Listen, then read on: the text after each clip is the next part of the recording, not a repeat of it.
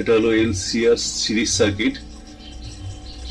এইটা হচ্ছে ইন্ডাক্টর, মানে হচ্ছে আবেশক। এটা ব্যবহার হয় ওই টিউবলাইটে, ফ্লুরোসেন্ট আগেকার যে টিউবলাইট চলতো যেখানে স্টার্টার দিয়ে, সেই টিউবলাইটে যে চোখটা থাকতো সেই চোখটাই আসলে কিন্তু ইন্ডাক্টর কয়েল। এখানে এটা ইন্ডাক্টর কয়েলে সে ব্যবহার করেছি। এই যে ইন্ডাক্টর কয়েলের এটা কানেক্টর। তারপরে এটা হচ্ছে ক্যাপাসিটর। এটা হচ্ছে ক্যাপাসিটর। এই ক্যাপাসিটরটা হচ্ছে 3.5 মাইক্রোফ্যারাড 440 ভোল্টের। এটা কিন্তু সি, মানে ক্যাপাসিটর সি। এটা হচ্ছে ক্যাপাসিটরের কানেক্টর। এখানে যেটা বাল্বটা ব্যবহার করেছে এটা হচ্ছে 100 ওয়াটের বাল্ব। 100 ওয়াটের বাল্ব এটা। আর এখানে যেটা আছে সেটা হচ্ছে হোল্ডার, আর এটা হচ্ছে রেজিস্টার বা রোধক।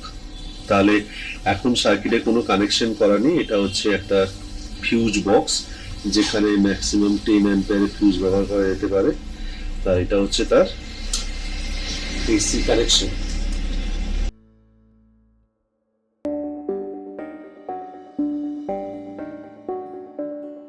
হচ্ছে এসি কানেকশন, যেটা একটা তার দিয়ে আমি বোর্ডের সঙ্গে লাগিয়েছি। আর প্রত্যেক, যেমন এই ইন্ডিকেটরের সঙ্গে সরাসরি কানেক্ট আছে এখানে এই এল বর্তনী, যেখানে ভিএল লিখেছি। এখানে দুটো পয়েন্ট, মানে একটা 2 পিন প্লাগ ব্যবহার করা হয়েছে, যেখানে ওই ইন্ডাক্টরের অ্যাক্রসে ভোল্টেজটা, মানে ভিএলটা পরিমাপ করার জন্য। এটা হচ্ছে ক্যাপাসিটার। এই ক্যাপাসিটারের সঙ্গেও ঠিক তেমনি ভাবে এখান থেকে দুটো পয়েন্ট নিয়ে, দুটো তার নিয়ে এখানে এই 2 পিন প্লাগে কানেক্ট করা হয়েছে ভিসি, মানে ক্যাপাসিটারের অ্যাক্রসে ভোল্টেজ মাপার জন্য। বাল্ব থেকে দুটো তার নিয়ে এখানে 2 পিন প্লাগে লাগানো হয়েছে, এটা ভিআর, মানে রোধকের অ্যাক্রসে তার ভোল্টেজ মাপার জন্য। তাহলে রোধকের অ্যাক্রসে যে ভোল্টেজ সেটা হচ্ছে ভিআর, আবেশকে বা ইন্ডাক্টরের অ্যাক্রসে যে ভোল্টেজ সেটা ভিএল, আর ক্যাপাসিটারের অ্যাক্রসে হচ্ছে ভিসি।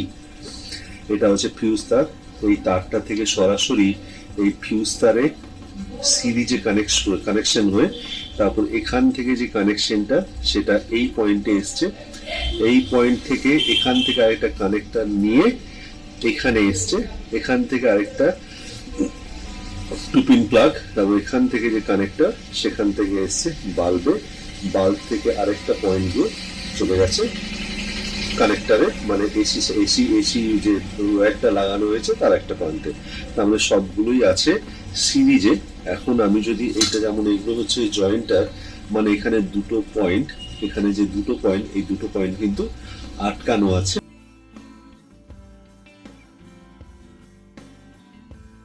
ভেতরে। তাই এখানে যখনই আমি এটাকে জয়েন্ট করব তখন ইন্ডাক্টরের ব্যবহার হচ্ছে না। আর এখন যদি আমি এই ক্যাপাসিটারের দুটো পয়েন্ট ব্যবহার করি তাহলে কিন্তু ক্যাপাসিটারের কানেকশন থাকলেও ক্যাপাসিটারে কিন্তু কোনো কাজ হচ্ছে না। তাহলে এবার আমরা যখনই এটাকে ব্যবহার করব, যখনই আমি এই 2 পিন সকেটটা ব্যবহার করব তখন কারেন্ট কিন্তু এই ফিউজের পরে এখানে আসবে, ইন্ডাক্টরের থ্রু দিয়ে গিয়ে এই পয়েন্টে আসবে। এবার যদি আমি এই পয়েন্টটাকে শর্ট করে দিই তাহলে এখান থেকে ফিউজ তার থেকে আসবে ইন্ডাক্টরে অ্যাক্রস হয়ে ইন্ডাক্টরের মধ্যে দিয়ে সিরিজে হয়ে এইখানে আসবে। যেহেতু এটা শর্ট করা আছে সঙ্গে সঙ্গে এখান থেকে চলে আসবে এই বাল্ব থেকে চলে আসবে এখানে। তার মানে এই সার্কিটটা এখন এলআর সার্কিট হিসেবে ব্যবহার করা হচ্ছে।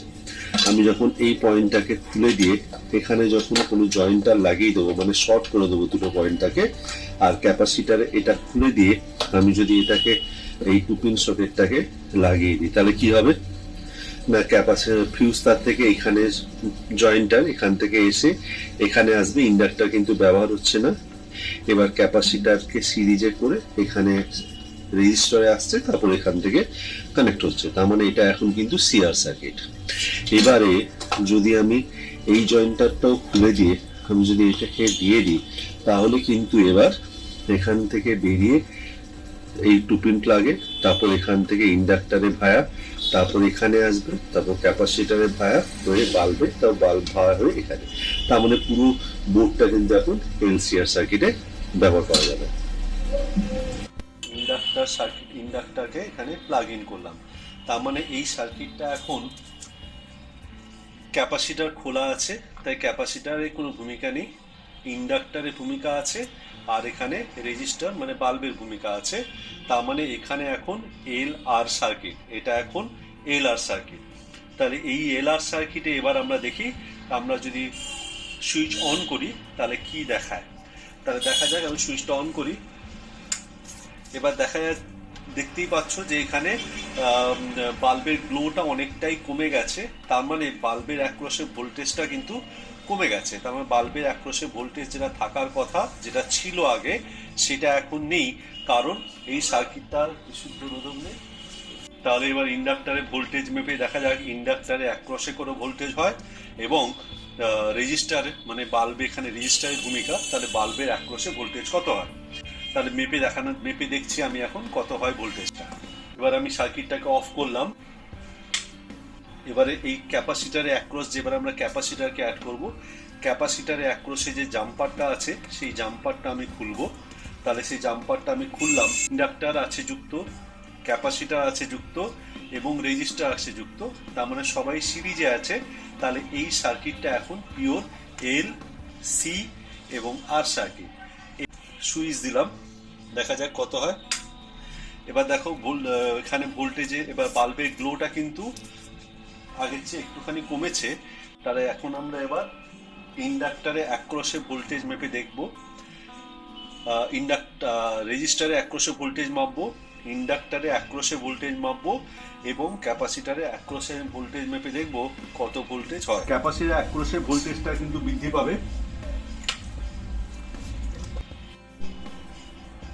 যদি ভি ইনপুট ভোল্টেজ হয় এসি, ভি এর যদি ভোল্টেজ অ্যাক্রস ইন্ডাক্টর হয়, ভিসি যদি ভোল্টেজ অ্যাক্রস ক্যাপাসিটার হয়, তবে এলসিআর শ্রেণী বর্তনী বা এলসিআর সিরিজ সার্কিটের নিয়ম অনুযায়ী ভি স্কোয়ার সমান, ভিটা এখানে input AC voltage, V R square plus VL minus VC whole square, যখন ভিএল গ্রেটার দ্যান ভিসি, অথবা ভি স্কোয়ার সমান ভিসি মাইনাস ভিএল এর হোল স্কোয়ার যখন ভিসি গ্রেটার দ্যান ভিএল হয়।